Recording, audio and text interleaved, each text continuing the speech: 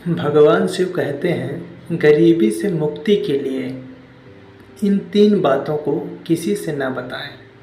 प्रिय भक्तगण, आज हम आपको एक कथा का श्रवण करा रहे हैं जो सुनने मात्र से आपके जीवन में सुख संपत्ति और धन की वर्षा होगी। तो चलिए कथा का प्रारंभ करते हैं। भगवान शिव माता पार्वती से कहते हैं, यह 3 बातें मानव को कभी भी किसी को नहीं बताना चाहिए। जो मानव यह 3 बातें नहीं बताते हैं वह इंसान कभी गरीब नहीं रहेगा। फिर माता पार्वती कहती हैं, हे प्राणनाथ, वह कौन सी 3 बातें हैं जिसे जान लेने से इंसान को कभी भी दुखों का सामना नहीं करना पड़ेगा। फिर भगवान शिव कहते हैं, हे देवी, आज मैं पृथ्वी लोक पर एक सन्यासी का रूप धारण करके यह 3 बातें बताने जा रहा हूँ। कृपया आप इस कहानी को ध्यान से सुने। अगर आप यह कहानी सुन रहे हैं तो पूरा सुनिए। इस कथा को आधा अधूरा छोड़कर जाने की गलती मत करिएगा, क्योंकि इस पवित्र कथा को पूरा सुनने से मन चाहा फल की प्राप्ति होगी। इसलिए इस कथा को पूरा सुने। आप शिव भक्त हैं तो भोलेनाथ का अनादर ना करें। भगवान शिव पृथ्वी लोक पर एक सन्यासी के रूप में आते हैं। आज की इस प्यारी सी कहानी की शुरुआत करते हैं। प्राचीन समय की बात है। एक नगर में एक धनवान सेठ रहता था। उसके घर में किसी चीज़ की कोई कमी नहीं थी और उसका व्यापार बहुत अच्छा चल रहा था। उसकी पत्नी भी बहुत खुश रहती थी, क्योंकि सेठ हर महीने उसके लिए नए नए गहने खरीदता था और उसे बहुत प्रसन्न रखता था। प्रिय श्रद्धालुओं, सेठ के घर के बगीचे में एक वट वृक्ष था। उस वट वृक्ष के नीचे सन्यासी अपना आसन बिछाकर ध्यान किया करते थे। सेठ और सेठानी दोनों सन्यासी की बहुत सेवा करते थे और उसकी देखभाल करते थे, क्योंकि वह सन्यासी कई सालों से उस वट वृक्ष में रह रहे थे। सेठ हर रोज़ सन्यासी को घर का भोजन देते थे और सन्यासी भी उनसे बहुत प्रेम करते थे। भगवान शिव जो सन्यासी थे वह बहुत खुश थे, क्योंकि उन्हें कहीं किसी चीज़ के लिए कहीं और नहीं जाना पड़ता था। सेठ और सेठानी हर रोज़ उन्हें स्वादिष्ट भोजन खिलाते थे। प्रिय श्रद्धालुओं, सेठ की पत्नी बहुत ही सरल और भोली स्वभाव की थी। उसकी आदत थी कि वह घर की हर बात बाहर वालों को बता देती थी। एक दिन सेठ की पत्नी ने अपने पति से पूछा, पिया जी, आपका व्यापार कैसा चल रहा है? आप कैसे इतना मुनाफा कमा लेते हैं? श्रद्धालुओं, अपनी पत्नी का ऐसा सवाल सुनकर सेठ ने सारी बात बता दी। सेठ ने कहा, प्रिय, मैं अनाज का धंधा करता हूँ। मैं चंबल की घाटी से अनाज खरीदता हूँ और उसे महंगे दामों में बेच देता हूँ। प्रिय श्रद्धालुओं, अपने पति की बात जानकर सेठानी बहुत प्रसन्न हुई। उसने सोचा, मेरे पति तो बहुत ही बुद्धिमान हैं।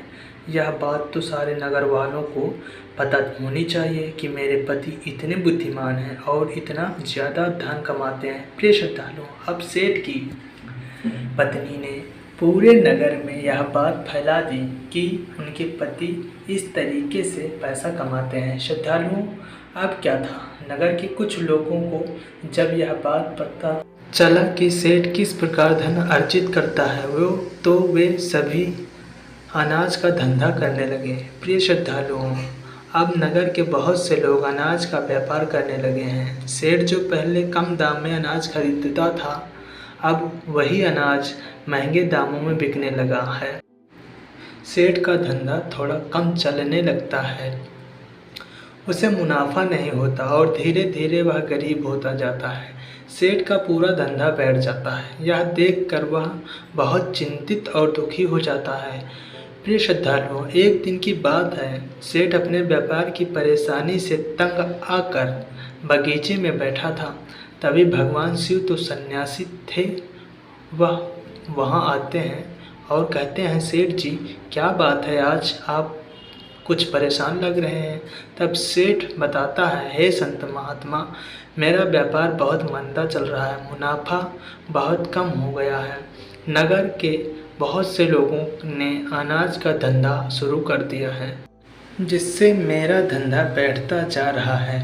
भगवान शिव जो सन्यासी थे, सेठ की बातें सुनकर कहते हैं, सेठ जी, क्या आपने किसी को बताया था कि आप किस प्रकार अपना धन अर्जित करते हैं, किस प्रकार आप अपनी जीविका चलाते हैं? तब सेठ कहता है, हाँ संत महात्मा, मैंने अपनी पत्नी को सारी बात बताई थी। वह मुझसे पूछ रही थी कि आप इतना धन कैसे कमाते हैं। तब मैंने उनसे बताया था कि मैंने अनाज का व्यापार करके धन अर्जित करता हूँ। प्रिय श्रद्धालुओं, अब सन्यासी को सारी बात समझ में आ जाती है। सन्यासी कहते हैं, सेठ जी, आपने बहुत बड़ी गलती कर दी। आपको सेठानी जी से ये बातें नहीं करनी चाहिए थी। आज मैं आपको एक कहानी सुनाता हूँ और इस कहानी के माध्यम से बताऊँगा कि चाहे कितना भी करीबी इंसान हो, या 3 बातें कभी किसी को नहीं बतानी चाहिए। गरीबी आपके आसपास भी नहीं भटकेगी। प्रिय श्रद्धालुओं, अब सन्यासी जो भगवान शिव थे, वह अपनी कहानी प्रारंभ करते हैं। सन्यासी कहते हैं, सेठ जी, एक समय की बात है, एक नगर में एक गरीब आदमी रहता था। वह इतना गरीब था कि अपने परिवार के लिए ठीक से भोजन भी नहीं जुटा पाता था। फिर सन्यासी कहते हैं, सेठ जी, गरीबी मनुष्य के लिए एक अपमानकारी दुख था। बिना धन के गृहस्थी और घर चलाना बहुत मुश्किल था। फिर सन्यासी आगे कहते हैं, सेठ जी, वह गरीब आदमी जैसे तैसे अपने घर वालों का पेट पाल रहा था। कभी उनका भोजन मिल जाता था तो कभी भूखे पेट ही सोना पड़ता था। एक दिन उस गरीब आदमी की पत्नी ने कहा, हमारे पास तो धन ही नहीं है। सुबह को खा लेते तो शाम की उम्मीद नहीं है, शाम को खा लेते तो सुबह की उम्मीद नहीं है। आखिर ऐसे कब तक चलेगा? मैं जैसे तैसे करके घर चला लूँगी, लेकिन आप धन कमाने के लिए परदेश चले जाइए। इस प्रकार से हमारे परिवार का गुजारा नहीं चलेगा। मनुष्य के पास चाहे कितना ही धन हो, लेकिन अगर उसके पास कोई काम नहीं है तो वह धन भी बेकार होता है। अगर हम कुछ नहीं करेंगे तो अपने बच्चों को कैसे पालेंगे? भूखे मरने से अच्छा है कि किसी की छोटी मोटी मजदूरी ही कर लें। अब पत्नी के बार बार कहने पर वह गरीब आदमी धन कमाने की आस लेकर घर से निकल पड़ा। वह जंगलों के रास्ते से प्रदेश के लिए रवाना हुआ। चलते चलते वह एक जंगल में पहुंच गया। दूर की यात्रा तय करके जा रहा था। बेचारा थक चुका था, तो उसने देखा कि आगे एक छायादार बरगद का पेड़ है। उस पेड़ की लंबी लंबी शाखाएं थी, उसकी जड़ें जमीन को छू रही थी। शीतल छाया देखकर वह बेचारा गरीब आदमी उस पेड़ के नीचे बैठकर आराम करने लगा। प्रिय श्रद्धालुओं, सन्यासी आगे कहते हैं, वह गरीब आदमी वह बरगद के नीचे आराम से लेटा हुआ था। तभी उसने देखा कि कहीं से एक सांप आया और उस पेड़ पर चढ़ गया। गरीब आदमी उस सांप को गौर से देख रहा था। वह सोचने लगा कि यह सांप इस बरगद पर क्यों चढ़ रहा है और अब क्या करेगा। तभी उसने देखा कि उस पेड़ की डाल पर तोता और मैने का घोंसला था। घोंसले में तोता और मैना के बच्चे रखे हुए थे। सांप को देखकर तोता और मैना के बच्चे डर के मारे चिल्लाने लगे। वह गरीब आदमी देखते ही समझ गया कि यह दुष्ट सांप इन बच्चों को खाने आया है। सोचने लगा कि मैंने तो इन बच्चों को देख लिया है, अगर अब मैं इन्हें नहीं बचाता हूँ तो मुझे बहुत पाप लगेगा। बच्चे तो बच्चे ही होते हैं, चाहे वे इंसान के हों या किसी पक्षी के। बच्चों की हमेशा रक्षा करनी चाहिए। उधर सर्प उन बच्चों के पास पहुंच जाता है। तभी वह गरीब आदमी उठता है और फटाफट बरगद के पेड़ पर चढ़ जाता है। उसने उस सर्प को मार गिराया और नीचे फेंक दिया, फिर उसी बरगद के नीचे आकर लेट गया। तोता और मैना के बच्चे अपनी रक्षा करने वाले उस गरीब आदमी को मन ही मन बहुत दुआएं देने लगे। श्रद्धालुओं उसी समय तोता और मैना अपने बच्चों के पास आते हैं। अपने माता पिता को पास आया देख तोता और मैना के बच्चे बहुत खुश होते हैं और उन्हें पूरी घटना बताते हैं कि आज इस वृक्ष के नीचे जो इंसान लेटा है वह हमारे लिए देवदूत बनकर आया है। हमें खाने के लिए एक भयानक सर्प आया था। इसी इंसान ने उस भयानक सर्प को मारकर हमारे प्राण बचाए हैं। हम इसके ऋणी हो गए हैं। अगर यह इंसान उस सर्प को नहीं मारता तो आज हम घोंसले में जीवित नहीं होते। इसका हम पर बड़ा एहसान हो गया है। अपने बच्चों के मुख से उस मुसाफिर की प्रशंसा सुनकर तोता और मैना बहुत खुश होते हैं। तोता और मैना उस गरीब आदमी के पास पहुंच जाता है और कहता है, हे मनुष्य, तुमने आज हमारे बच्चों की जान बचाकर हमें अपना ऋणी बना लिया है। आप कौन हैं और कहाँ जा रहे हो? तोता और मैना के पूछने पर वह गरीब आदमी कहता है, हे पक्षियों, मैं एक गरीब आदमी हूँ और धन कमाने के लिए परदेश जा रहा था। सफ़र का थका हारा था तो इस बरगद की छाया में बैठकर आराम करने लगा। तब मैंने देखा कि एक दुष्ट सर्प तुम्हारे बच्चों को खाने के लिए तुम्हारे घोंसले के पास जा रहा था। मैंने उसे मार डाला। फिर तोता और मैना बोले, भाई, तुमने हम पर बहुत बड़ा उपकार किया है। संसार में सबसे बड़ी खुशी बच्चों से होती है। बच्चों से अधिक प्रिय तो किसी को कोई नहीं होता। आप भी तो धन कमाने अपने बच्चों के लिए ही जा रहे हैं। अब आपने हमारे बच्चों की जान बचाई है तो हम आपके बच्चों की भूख मिटाना चाहते हैं। तब उन्होंने बताया, हम दोनों तोता और मैना नाम के पक्षी हैं। हम हमेशा कीमती मोती खाते हैं और हमने सुना है कि यह मोती मनुष्यों के लिए बहुत मूल्यवान होते हैं। हम तुम्हें कुछ मोती देते हैं, तुम उन्हें बेचकर बाजार से कुछ खाने पीने का सामान ले आओ और आज से तुम यहीं रहकर हमारे बच्चों की देखभाल करते रहना। हम तुम्हें इसी तरह से रोज़ यह कीमती मोती लाकर देते रहेंगे। तोता और मैना की बात सुनकर वह गरीब आदमी खुश हो गया। सोचता है कि अगर हमें यहीं धन मिलेगा तो हम बाहर क्यों जाएंगे। प्रिय श्रद्धालुओं, वह आगे कहता है कि सेठ जी, वह गरीब आदमी तोता से कुछ मोती लेकर बाजार गया और अपने खाने पीने का सामान खरीद लाया। उस वृक्ष के नीचे उसने एक झोपड़ी बना ली और वहीं रहने लगा और तोता मैना के बच्चों की देखभाल करने लगा। अब तोता और मैना निश्चिंत हो गए। उन्हें उनके बच्चों की रक्षा करने वाला मिल गया था। अब वे निश्चिंत होकर भोजन के लिए सुबह अपने घोंसले से उड़ जाते थे और शाम को लौटकर आते थे। अपने बच्चों को घोंसले में सुरक्षित देखकर वे बहुत खुश होते थे और उस गरीब आदमी का धन्यवाद करते थे और उससे कुछ मोती लाकर देते थे। इस तरह से धीरे धीरे तोता और मैना की नौकरी करते हुए उस गरीब व्यक्ति को 2 महीने बीत गए थे। इधर तोता और मैना के बच्चे भी बड़े हो गए। अब तुम निश्चिंत होकर अपने घर जाओ और अपने बच्चों के साथ रहो। हमारे बच्चे भी अब उड़ने के काबिल हो गए हैं। अब कोई भय नहीं है। तुम अपनी पत्नी और बच्चों को देखो। कभी तुम्हें हमसे मिलने का मन हो तो इसी स्थान पर आ जाना। श्रद्धालुओं, इतना कहकर तोता और मैना उस गरीब आदमी को ढेर सारे मोती देते हैं और वह गरीब व्यक्ति उन मोतियों को अपने साथ लेकर अपने घर पहुंच जाता है। उसने वह मोती अपनी पत्नी को दिखाए तो उसकी पत्नी बहुत प्रसन्न हुई।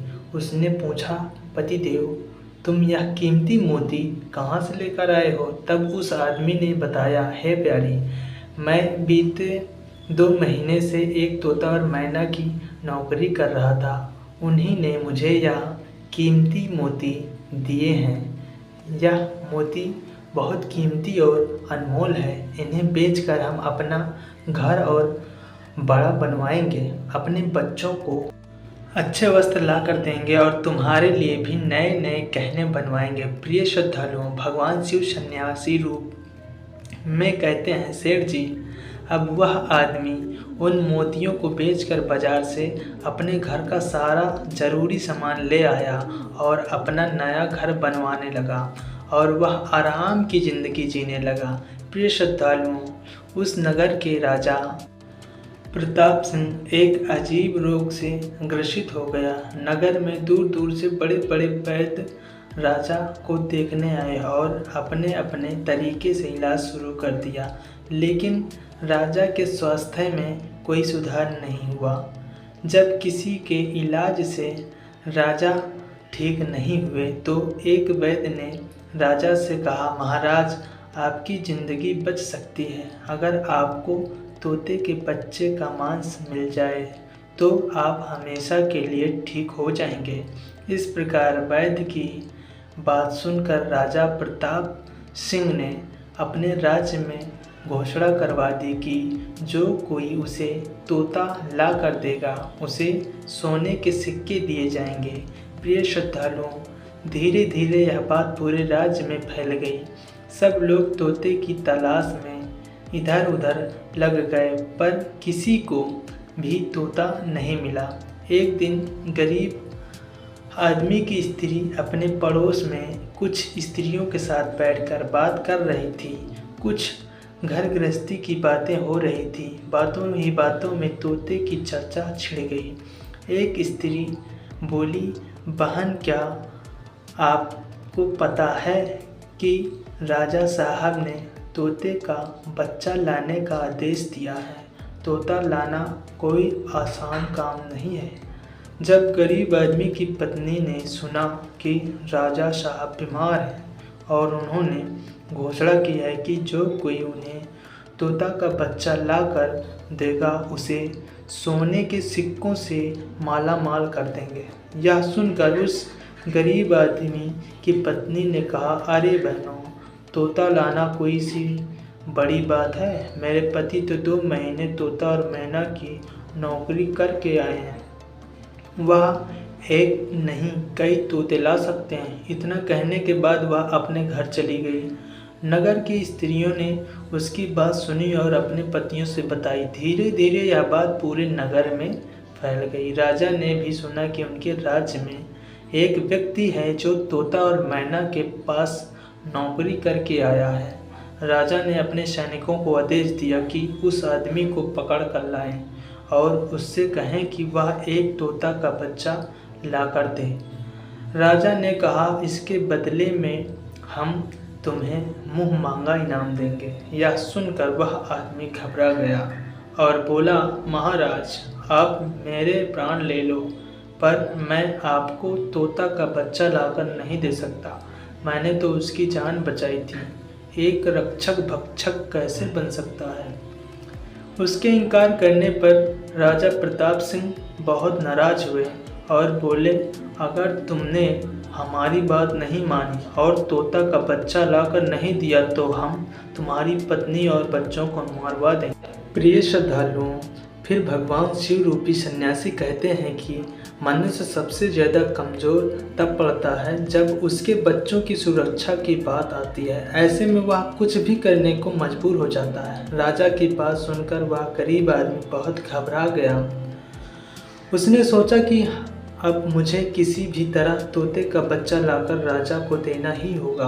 वह घर आया और अपने पत्नी को डांटने लगा, तुमने यह क्या कर दिया? तुमने बिल्कुल भी समझ नहीं है हम क्या करते हैं और कहाँ जाते हैं। तुमने यह बातें नगर की स्त्रियों से क्यों कही? धीरे धीरे यह बात राजा प्रताप सिंह तक पहुँच गई। अब बताओ मैं क्या करूं? जिन तोता और मैना ने हमें खाने को भोजन, रहने को नया घर और पहनने को अच्छे वस्त्र दिए, मैं उनके साथ गद्दारी कैसे कर सकता हूं? तुमने यह बात उन महिलाओं को बताकर बहुत बड़ी भूल की है। वह व्यक्ति कहता है कि प्रिय, अपने घर की कुछ बातें दूसरों से कभी नहीं करनी चाहिए। पहली बातें, आपके घर में कितना धन है और आपकी कमाई का स्रोत क्या है, यह बातें दूसरों से कभी नहीं बतानी चाहिए। दूसरी बातें, घर में आपसी प्रेम की बातें, पति पत्नी के प्रेम की बातें बाहर वालों के सामने नहीं करनी चाहिए। तीसरी बातें, आपसी लड़ाई झगड़े, मतभेद, मान अपमान की बातें कभी दूसरों के सामने नहीं करनी चाहिए, वरना लोग हमारी गुप्त बातें जानकर, हमारी कमजोरी को समझकर हमारा फ़ायदा उठाते हैं। हर हर महादेव।